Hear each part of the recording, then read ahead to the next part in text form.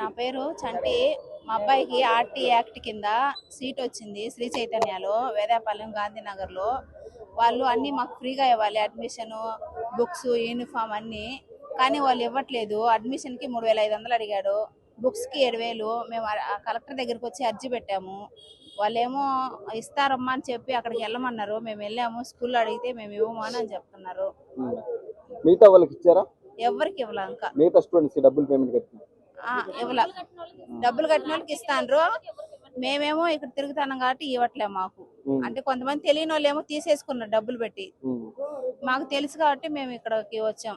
వాళ్ళు అదే చెప్తాండ్రు, అందరు తీసుకున్నారు, మీరు ఎందుకు తీసుకోవట్లేదు, మీరు తిరిగినంత మాత్రాన్ని మీకేం పని అవ్వదు, మీరు కూడా ఖచ్చితంగా తీసుకోవాల్సిందే అని అంటున్నాడు ఆయన, స్కూల్ ఆయన. కలెక్టర్ గారికి అర్జీ పెట్టారా మీరు? పెట్టాము. పెడితే కలెక్టర్ గారు ఏమో వాళ్ళకి ఎంఈఓకి చెప్పాడు చూడమని, డిఓ సార్కి.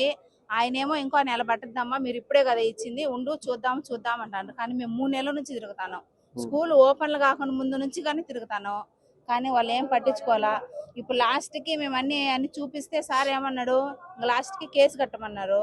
కేసు పెట్టండి, ఇంక స్కూల్ వాళ్ళు మీకు ఇవ్వకుండా ఉంటే అని చెప్తాను.